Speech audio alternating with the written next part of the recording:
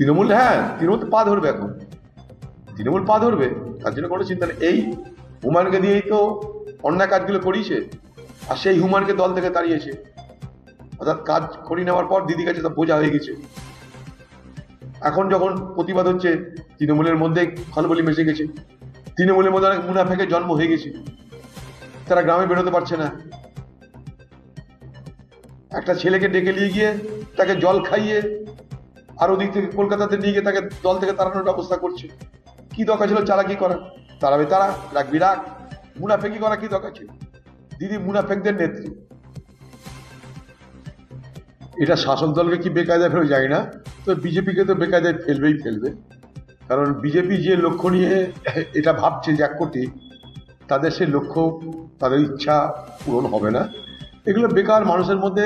দেখুন, এসআইআর যদি এসআইআর হয়, তো তার প্রবক্তা বিজেপি নেতা হবে কেন? 1 কোটি কেন, 10 কোটি নাম বাদ যাক, কিন্তু তার প্রবক্তা বিজেপি পার্টির নেতা হবে কেন? সেটা তো ফাইনাল স্ক্রুটিনি হওয়ার পর আমরা জানতেই পারবো। কিন্তু এখন থেকে তার প্রবক্তাগিরি করে বিজেপি পার্টির নেতারা কাকে ভয় দেখাতে চাইছে? আজকে দেখুন, মতুয়াদের ভবিষ্যৎ অন্ধকার হয়ে গেল। তার জন্য বিজেপি পার্টির নেতারা ভাবছে না, কিন্তু মতুয়াদের ভোটাধিকার থাকবে কি থাকবে না তারা জানে না, ভোট দিতে পারবে কিনা জানে না। সুপ্রিম কোর্টের নির্দেশ দেখেছেন আপনারা? তো তাদের জন্য না ভেবে 1 কোটি কাকে বাদ দিতে চাইছেন? 1 কোটি,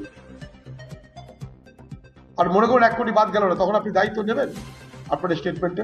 ফালতু যত কথাবার্তা, কক অ্যান্ড বুল স্টোরি সব করছে।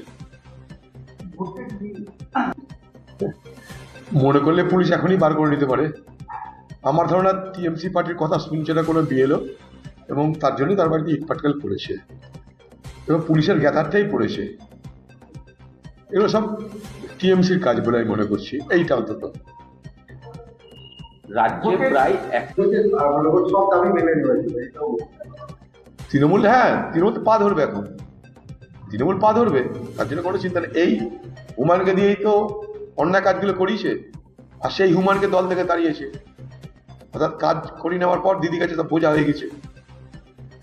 এখন যখন প্রতিবাদ হচ্ছে, তৃণমূলের মধ্যে খলবলি মিশে গেছে, তৃণমূলের মধ্যে অনেক মুনাফেকের জন্ম হয়ে গেছে, তারা গ্রামে বেরোতে পারছে না। একটা ছেলেকে ডেকে নিয়ে গিয়ে তাকে জল খাইয়ে আর ওদিক থেকে কলকাতাতে নিয়ে গিয়ে তাকে দল থেকে তাড়ানোর ব্যবস্থা করছে।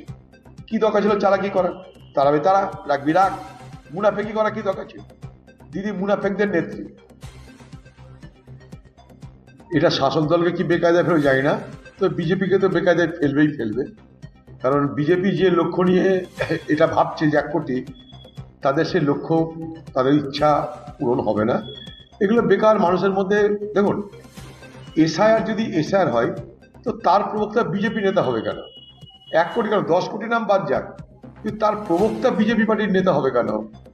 সেটা তো ফাইনাল স্ক্রুটিনি হওয়ার পর আমরা জানতেই পারবো। কিন্তু এখন থেকে তার প্রবক্তাগিরি করে বিজেপি পার্টির নেতারা কাকে ভয় দেখাতে চাইছে? আজকে দেখুন, মতুয়াদের ভবিষ্যৎ অন্ধকার হয়ে গেল। তার জন্য বিজেপি পার্টির নেতারা ভাবছে না, কিন্তু মতুয়াদের ভোটাধিকার থাকবে কি থাকবে না তারা জানে না, ভোট দিতে পারবে কিনা জানে না। সুপ্রিম কোর্টের নির্দেশ দেখেছেন আপনারা? তো তাদের জন্য না ভেবে 1 কোটি কাকে বাদ দিতে চাইছেন? 1 কোটি, আর মনে করুন 1 কোটি বাদ গেল না, তখন আপনি দায়িত্ব নেবেন আপনার স্টেটমেন্টে? ফালতু যত কথাবার্তা, কক অ্যান্ড বুল স্টোরি সব করছে। মনে করলে পুলিশ এখনই বার করে নিতে পারে। আমার ধারণা টিএমসি পার্টির কথা শুনছে না কোনো বিএলও, এবং তার জন্যই তার বাড়িতে ইটপাটকেল পড়েছে, এবং পুলিশের গ্যাথারটাই পড়েছে।